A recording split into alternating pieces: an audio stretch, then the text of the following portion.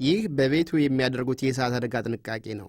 ዛሬ የእሳት አደጋዎች እንዳይከሰቱ የሚከላከሉባቸውን መንገዶችና በቤቱ ውስጥ የእሳት አደጋ በሚከሰትበት ጊዜ ማድረግ ያለብዎት ምን እንደሆነ እናሳይዎታለን። ይህ ቪዲዮ በ9 ክፍሎች የተከፋፈለ ሲሆን እነዚህ ጭስ በሚኖርበት ጊዜ የጥንቃቄ ደወል፣ የጭስ አደጋዎች፣ ማብሰያና በወጥ ቤት በሚከሰቱ አደጋዎች፣ የማጨሻ ዕቃዎች፣ ክብሪቶችና ላይተሮች፣ የማምለጥ ዕቅድ፣ የቤተሰብ ኬሚካሎችና ማጽጃዎች፣ ተንቀሳቃሽ ማሞቂያዎችና ኤሌክትሪክ የሚከሰቱ የእሳት አደጋዎች ናቸው።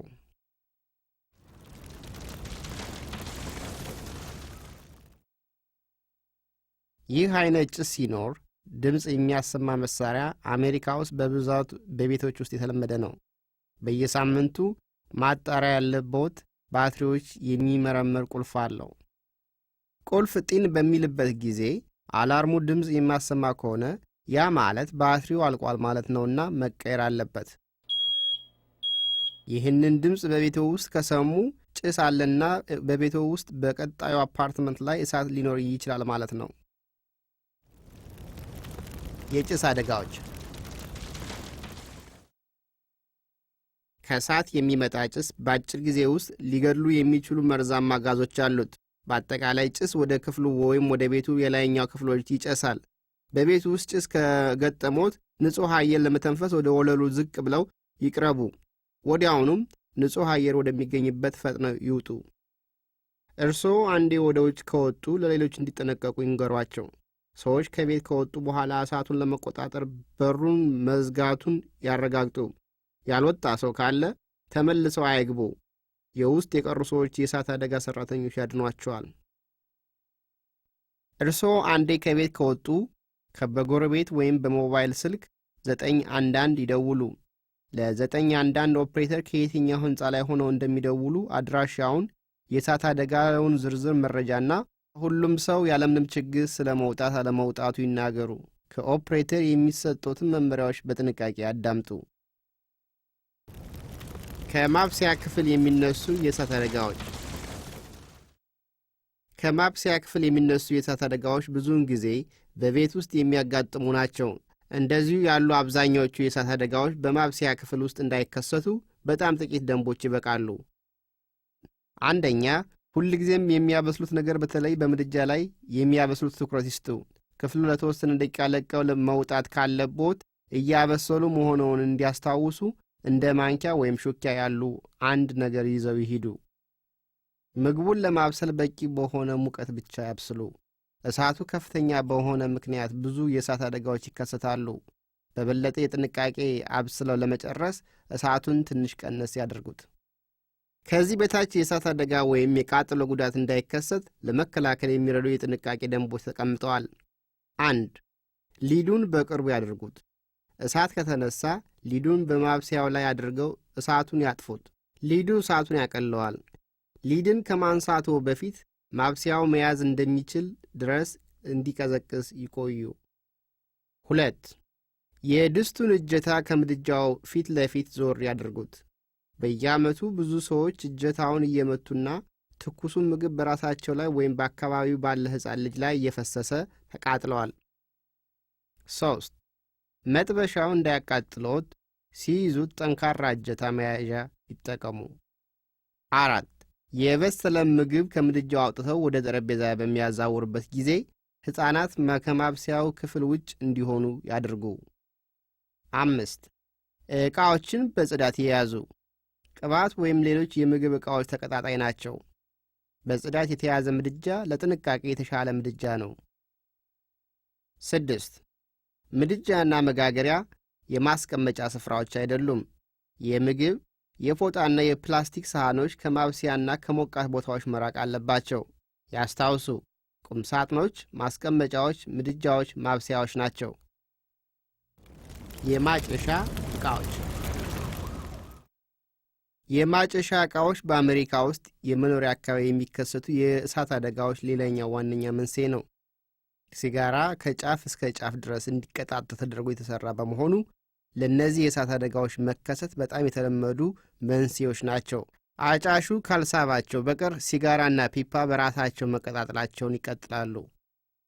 በአብዛኛው የሚጨሱ ምርቶች በየግድየለሽነት መጣል እንደ የቤት ዕቃ የመሳሰሉ ተቀጣጣይ ዕቃዎችን እንዲያያዙ ያደርጋል።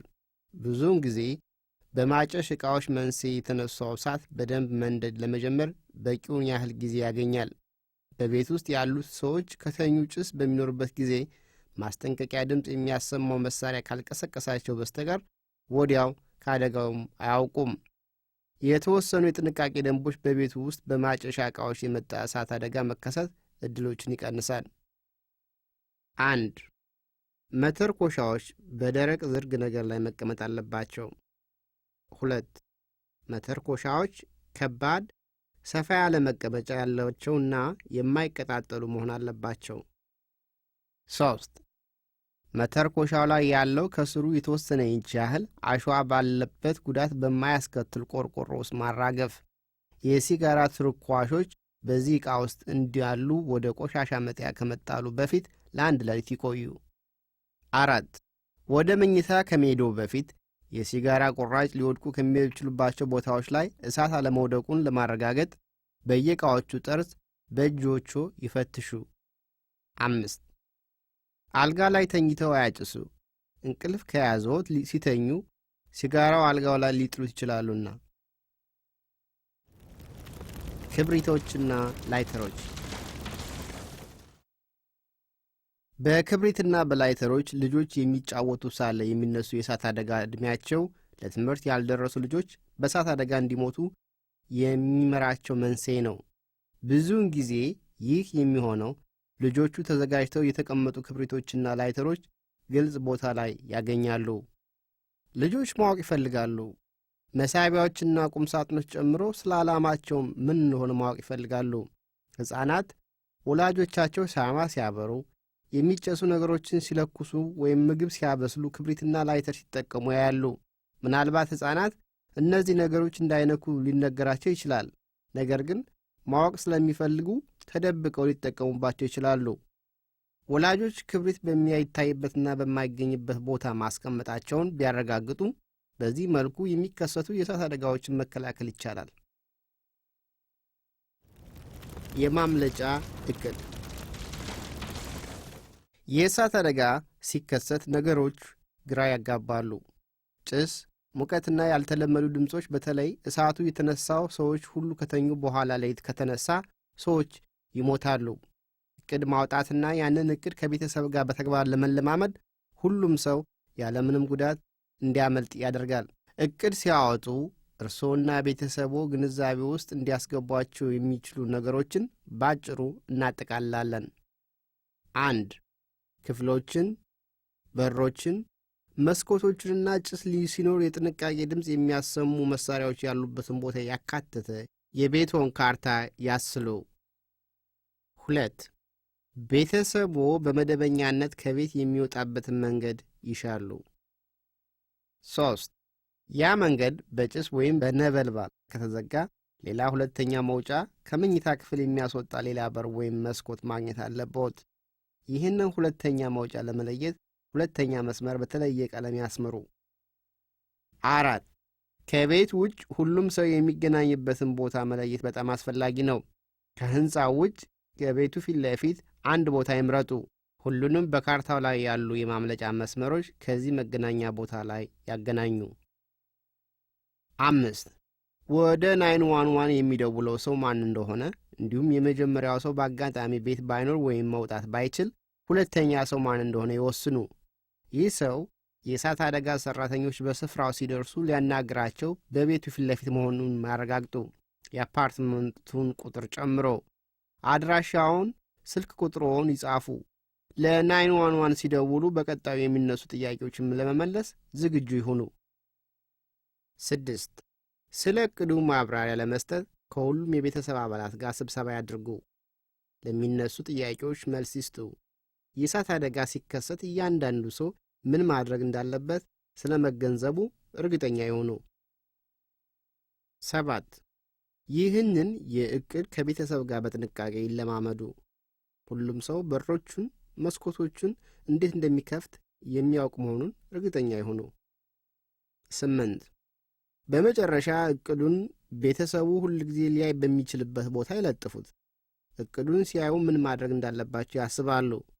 ወደ ሌላ ቦታ ከሄዱ እነዚህን ተመሳሳይ ደረጃዎች ሁሉ በመጠቀም አዲስ እቅድ ያውጡ።